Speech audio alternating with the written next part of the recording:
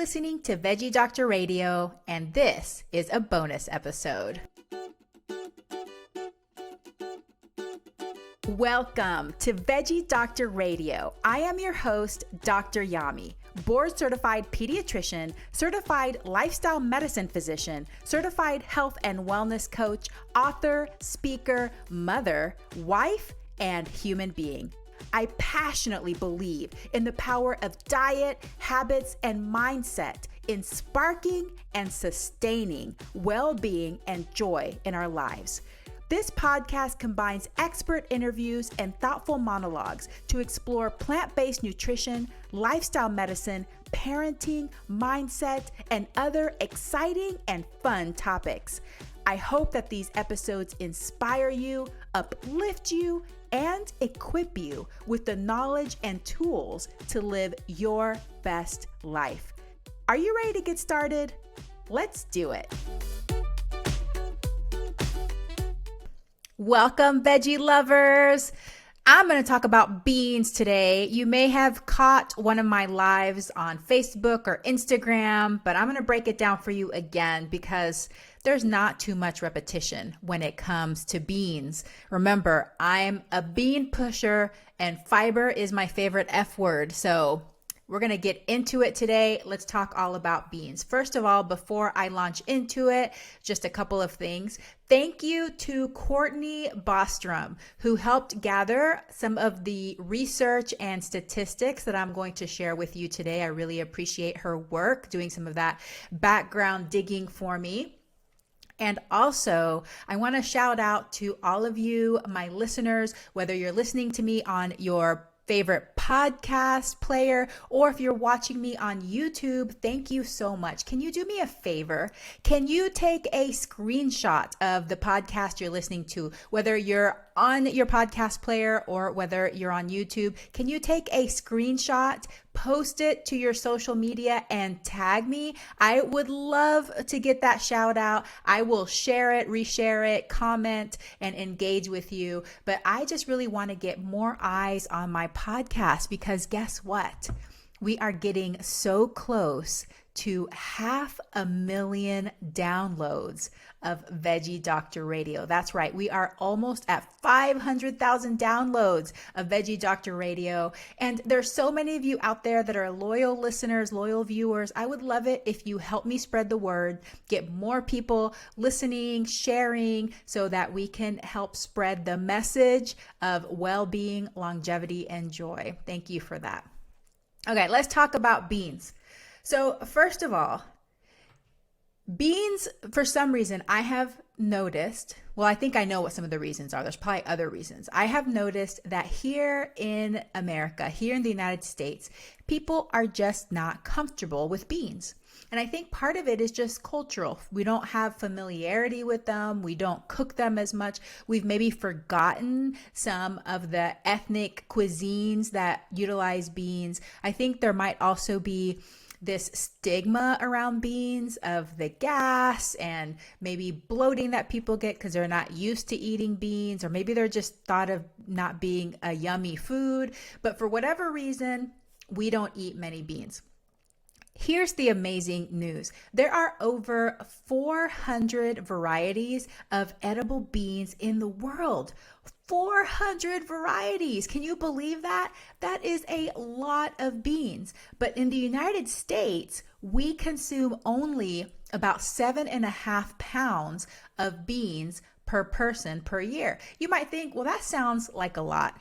It's not, compared to the 40 pounds of cheese that each person eats per person per year in this country, and 222 pounds of red meat and poultry per person per year in the United States. So 7.5 pounds is measly, okay? We can do better, and I'm going to tell you why I think you should think about this. Now, in the US, we typically consume about 15 varieties of beans. The most common, you can probably guess it, pinto, the good old pinto beans. And I think it's because we're pretty comfortable with Mexican cuisine, right? Like tacos and burritos. usually refried beans. They're very delicious. We also consume navy beans, Great Northern, dark red kidney, light red kidney, black, garbanzo, my personal favorite, adzuki, small red baby lima, green baby lima, large lima, black-eyed peas, cranberry, and pink beans. So those are the most commonly consumed beans in the United States. But we just don't eat that many beans overall. But why should we consume beans? I really think that beans are the ultimate health food. I get so excited if I hear that my patients are eating beans every day. I get even more excited if they're eating beans multiple times a day. And I include the whole legume family here. I say beans just because I feel like it's a more accepted term. But legumes encompasses everything, including split peas and lentils, which are amazing. So here I'm referring to all legumes. Number one benefit, can you guess my favorite F word? Fiber. And why is fiber so important, so amazing? I'm going to give you 4 reasons. Number one, what we all know already. It keeps you regular. We have to have enough fiber in our gut to create bulk so that we can have nice, soft, easy bowel movements. When you're looking for fiber, the biggest bang for your buck is going to be beans, legumes. On average, 7 grams of fiber per serving. The average serving size for beans, regardless of what type of bean it is going to be about half a cup of beans. 7 grams of fiber per serving. So that's going to be your biggest bang for your buck when it comes to a whole plant food. As a reminder, animal products have 0 natural fiber. Now, processed food companies are trying to get clever and add fiber into those foods, but naturally there is no fiber found in dairy, eggs, or meat. Okay, all fiber is found in plant foods, but in the whole plant food world, beans are your biggest bang for your buck. 7 grams of fiber per serving. So that's number one. Number two, satiety. You know what's great about beans is that they're filling. They help you feel full and satisfied, give you that sense of satisfaction that you've had enough food, that you're feeling nice and good, but they are lower in calorie density compared to meat. So on average, beans have about 500 to 600 calories per pound. Beef, on the other hand, about 1,100 calories per pound. Now you may be thinking, I'm not going to eat a whole pound of either of those foods, but when you compare it, you have double the calorie saturation in meat, or at least beef in this case, than you do in beans. So even if you're having a smaller amount, the saturation, the concentration of calories is going to be more in meat. And one of the reasons that is because remember, there's no fiber in meat. There's no fiber. So, and all meat has fat. Even if it's low fat meat, like you've taken off the visible fat, there's still going to be fat within the cells. So that fat brings up the calorie density because fat has on average 9 calories per gram. Okay. And beans, super high in fiber, high water content when you cook them, and they're very satisfying. So the calorie density really helps there.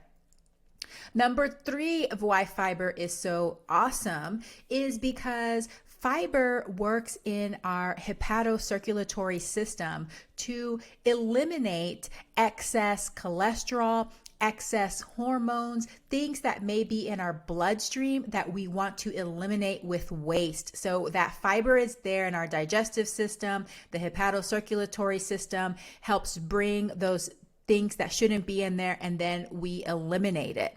That's why you may hear things like claims like, oatmeal can decrease your risk of heart disease, those kinds of things by decreasing your cholesterol. It's happening through that system, the hepatocirculatory system. But oats aren't special. I mean, I love oats. They're one of my favorite grains.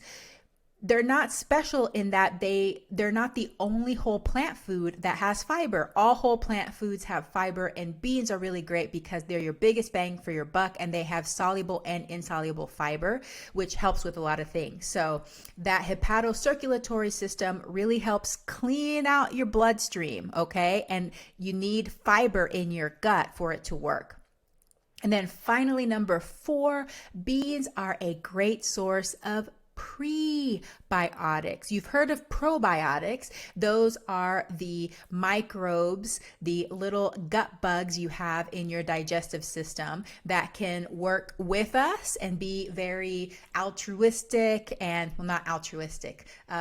What is the word? It's just completely skipped my mind. But, they work along with us instead of working against us. Okay. So whenever we feed our bugs the right thing, then we promote the growth of those bugs that work with us rather than harm us. And we want to give them a diversity of different fibers.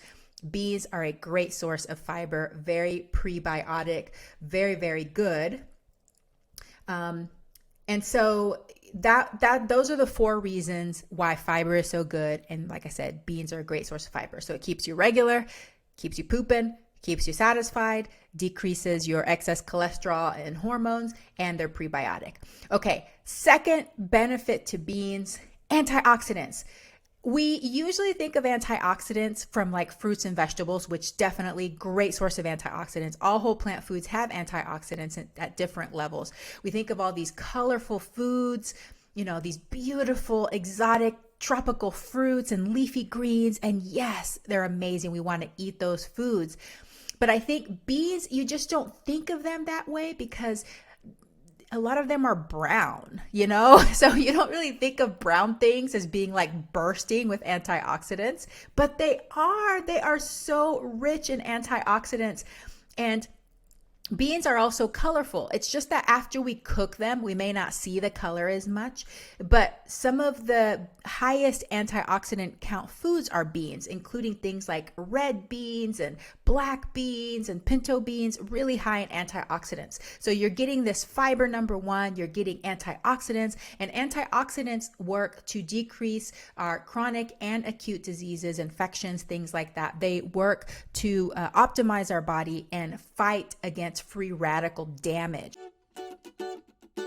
If you feel that you need more help with cooking beans and implementing them into your meals and snacks, guess what? We have a free resource. We have created a download that has lots of recipes from some amazing experts that I've collaborated with over the years that have breakfast recipes and lunch recipes, dessert and snack recipes. If you want your hands on this download, go to DrYami.com. That's DoctorYami.com/beans. DrYami.com/beans for your free download that has lots of bean recipes so that you can start integrating beans all day long. Tell me what you think. Number 3 benefits of beans is vitamins, nutrients, and minerals. Oh my gosh, beans are packed. Now let's talk about macronutrients first because we're obsessed with those. I hate even bringing this up because I don't want to emphasize it, but yes, beans are an amazing source of protein. They're also an amazing source of complex carbohydrates. Yes, so good. And all whole plant foods also have a little bit of fat, but it's very low in fat, but just the amount of fat that you need to help absorb important nutrients. But you got the protein, you got the complex carbs, you got the fat in there. And of course, each bean has a different percentage or level of these things. Some might be higher percentage than others, but they all have these components in them. Okay, so those are the macronutrients. Then we have some minerals and vitamins, B vitamins, iron, copper, magnesium, manganese, zinc, phosphorus, and calcium. So these are great sources of iron. on average between 3 and 6 milligrams per cup of beans. Some of them are higher than others. For example, soy and red kidney beans, 6 milligrams per cup. And so this is a really good source of iron because for adults, you don't need as much as you think. So eating beans, especially like lentils, are a really great source of iron. Calcium, between 75 and 200 milligrams per cup. So soybeans have 200 milligrams per cup, pinto beans 75 milligrams per cup. So having beans regularly in your diet is a great source to get calcium and iron. However, there are some other things that you can do. For example, calcium set tofu, which is a more minimally processed form of legumes from the soybean. You get even more calcium that way. So that is a really great way to get calcium and iron on a plant-based diet. And then, like I said before, you get your magnesium, all of these foods, all of these nutrients, phosphorus, that make sure that our body is working optimally. Okay, so that was number 3. Number 4 benefits is longevity. So this is really cool. One of the only foods that we have seen in association with longevity. So for every 20 grams of beans that you consume, which is a little over a tablespoon, every 20 grams of consumed beans decreases your risk of premature death by 8%. So each 20 gram increase, decrease by 8% premature death. Can you imagine that? And I eat beans sometimes 3 times a day, so I may never die. So hopefully you like what I'm saying, because I'm going to be talking many years. That's really awesome. And we know that all the blue zones, so these are places around the world that have people that live long, healthy lives to their 90s and their 100s. They're independent, they're home with family, they're out working, they're serving their purpose, they're happy, they have good well-being. In these places, one of the things that they have in common with their diet is that they all consume some form of legume, some form of bean in their diet. So this is really, really great to have that information. Okay, so those are the benefits. Eat beans. You want to eat beans. However, there's going to be arguments, okay? So let's talk about the arguments against eating beans, and we'll leave the gas for the last one because I think that there's a lot of things I can say about that, but let me start with lectins. You may or may not have heard of lectins. Now, Dr. Steve Gundry wrote a book called Plant Paradox. After so many people asked me about it, I finally read it. And I was surprised because by the way people acted, I just wonder if also some of the people that refer to that book hadn't actually read the book. They had just heard a few things about it and then made some really big assumptions about it, because Dr. Gundry actually eats beans.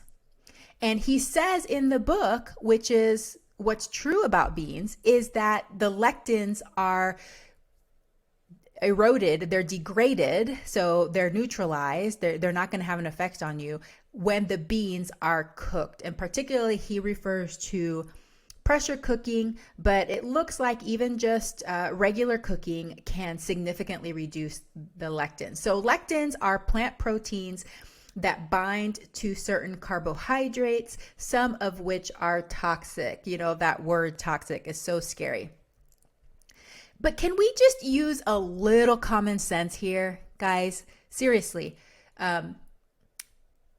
We have been eating beans for a long, long time. We've been cooking and eating beans for a long, long time. And a lot of the conditions that we are having on the rise in the United States are happening more in this generation, this past few hundred years, as we're eating more and more processed foods and probably less beans. We are only consuming 7.5 pounds of beans per person per year. Some people are not consuming any, I know, because I ask a lot. The beans are not the problem, y'all. It's not. It's not the beans. So let's just use a little common sense here. I know you hear something and then you get afraid, oh my gosh, this thing is toxic to me. Beans are not toxic. I'm going to talk to you about how to cook them to make sure that you are cooking them properly so that they don't disrupt your digestion, which is possible if they're not cooked properly.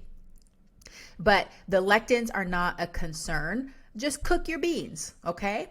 Okay, the second thing is phytate. So this is another one of these nutrients, also called an anti-nutrient in food that has been causing quite a stir. So what are phytates? Is a stored form of phosphorus in plants, and humans don't have the enzyme to break down phytate. So what happens is that it competes for absorption. It binds to these other nutrients like iron, calcium, manganese, zinc, and then we end up eliminating it rather than absorbing it. So that's why it's called an anti-nutrient. However, a small amount of phytates in our diet can actually have anti-inflammatory and antioxidant benefits, effects. So it's not an all or nothing. We do want to be cognizant of this because some people may struggle a little bit more with their mineral absorption, particularly iron. There are some people that may suffer or be affected by iron deficiency anemia. And so they need to think about all these little things, make sure that they're optimizing their absorption. There's lots of things you can do. Check out my Nutrients of Concern series from 2020. We talk about optimizing absorption of some of these vitamins and minerals. Okay, so for some people it's a concern. For everybody else, just make sure that you are properly cooking your food. Other things that can reduce the activity of phytates is soaking, which I'm going to recommend anyway, sprouting, baking, fermenting, processing. I advocate for whole foods as much as possible, but whenever we process some of the foods, it breaks down some of these things as well. But the majority of the phytates are actually destroyed by cooking, and it doesn't inhibit a majority of the nutrients in the beans, okay?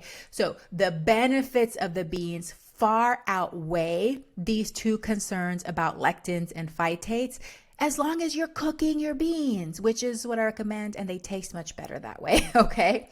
Okay, number 3, gas. So yeah, we are really hung up on beans and gas. Remember when I talked to you about prebiotics and how our gut bugs love beans? Guess what? When they have a party and they eat a bunch of these resistant starches, these oligosaccharides, these sugars that aren't absorbed, they break them down, they eat them, and then they create gas in the process. And so we should be happy we have gas because it means that we did something good for our gut bugs.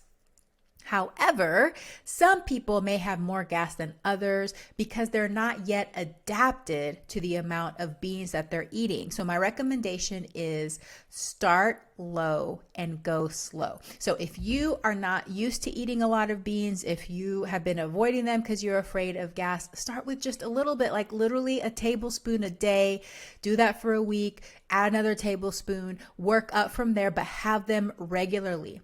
You want to tend to that garden. If you want your plants to grow, you can't just water your plants once a week, once a month. It's not going to work that way. There's going to be all wilted. You have to water them every day. Okay. So the same thing with your gut bugs. You want them to adapt. You want your body to adapt. You need to be regular. You need to be deliberate about this, but you don't have to don't start with a whole cup of beans if you're not used to eating beans yet. And that the other tip is to start with smaller beans because they're easier to digest. So your lentils and your split peas, your peas, start with those, soak them, rinse them, cook them well, drain them and rinse them again, and then eat them. Okay, so those are things that you can do to make these beans easier to digest, have less gas, but also be happy when you have gas. It means that you are feeding your gut bacteria. They're so happy. There's other things that you can do to decrease the oligosaccharides and the gassiness of the beans. There is a sea vegetable called kombu that you can put into the water when you're cooking your beans. You can also use some baking soda, and then there's something called epazote, which is like an herb that you can put into the cooking water as well. Whenever you're doing canned beans, which is great, there's no problem with canned beans. I just want you to eat beans, however form you can get them. If you're going to be using canned beans, drain them, rinse them well, because that water that the beans are in, that brine, is what has a lot of these resistant starches in it. So whenever you drain them, rinse them well, you're getting rid of those resistant starches. You're also getting rid of the excess sodium that may be in some canned beans. But the good news is that beans exist in a lot of different forms. You can get them canned, you can get them frozen, you can get them in other shelf stable like Tetra Packs. You can make them yourself. So whenever you make them yourself, if you make it on the stove or if you pressure cook them, whenever you soak them, I like to soak mine for at least 12 to 24 hours. Then that really helps cook them faster. So it, makes it so you're not cooking them forever. I love that it improves the texture of the beans, and then you're also getting rid of some of those resistant starches, decreasing the phytates, decreasing the lectins, although I'm not really afraid of the phytates or lectins. I'm Panamanian, so my family has been eating beans for generations, and I'm not worried that beans are harming me. I know that beans have a lot of benefits. Okay, so those are all the reasons. One of the things that I didn't mention when it comes to the fiber, antioxidants, vitamins, nutrients, all of these things, it decreases our risk of chronic disease. So we know that eating beans, eating high fiber whole plant foods decreases our risk for things like diabetes, heart disease, high blood pressure, dementia, all of these diseases of lifestyle that we're used to hearing and talking about it. If you eat more beans, you're going to decrease your risk of those things, increase your risk of longevity. You're going to feel good because you're going to feel nice and full and satisfied. You're just going to be a happier person. Okay. So basically, my synopsis is that beans lead to happiness. Okay.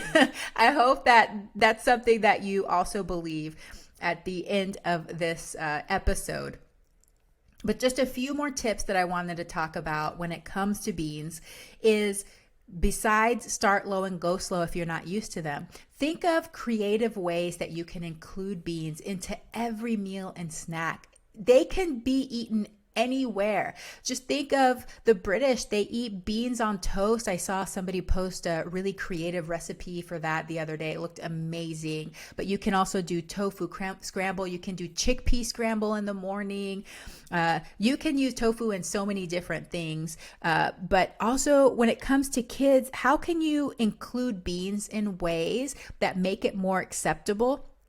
Because some kids, they may not like the texture of just being right in the whole form. So can you blend it into the pasta sauce? Can you blend it into a smoothie? Can you blend it into your muffins? And if you're going to do a special treat and make cupcakes, you can blend it into all of those things. You can throw cooked lentils into your pasta sauce and make a lentil bolognese sauce. There's so many different ways that you can eat beans. And of course, there's the standards that we can all think of. Good old beans and rice, a good bowl of beans and rice, your tacos, your burritos, your wraps. You can make dips. So hummus dips or other kind of white beans, black bean dips. You can put those on sandwiches and wraps. It's really endless. I just want you to open your mind, be creative, have beans on hand, cook up some beans, keep them in your freezer and your fridge so that you can be inspired to put them into every meal and snack. Another one that I love is roasted chickpeas, and you can make those any flavor. You can even make them a little sweet, a little maple syrup with some cocoa powder, and it's like Cocoa Puffs. There's so many different things when it comes to dessert. Everybody's heard of black bean brownies, but there's also chickpea blondies, which I love with peanut butter. So yum. Lots and lots of different ways to use legumes. Open your mind, be creative, have fun. If you're not used to them, if your family isn't used to them, start low and go slow, but be consistent. How can you get a little bit at least of beans every day as you feed those good gut bacteria? symbiotic, that's the word, finally came to me. With that symbiotic relationship with these good gut bacteria, you have to foster that relationship. It can't be just every once in a while. Be consistent with that relationship. Feed those good gut bacteria and watch them grow, flourish, and thrive. It's going to give good feedback to your body and to your brain. You're going to feel awesome.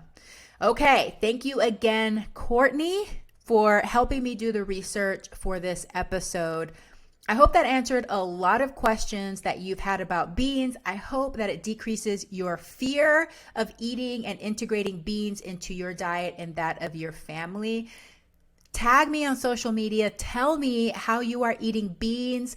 If you've had a fear, how you've let go of that fear and started implementing more beans into your everyday diet. I'm so proud of you. Thank you so much for listening, my veggie lovers. I hope that you have a very plantastic day. Hey, veggie lover. I hope that you loved today's episode. Will you take a second and do me a huge favor? Please subscribe to my podcast so that you never miss an episode. You're the reason I'm here, and I want to share it all with you. Thank you for listening and have a plantastic day.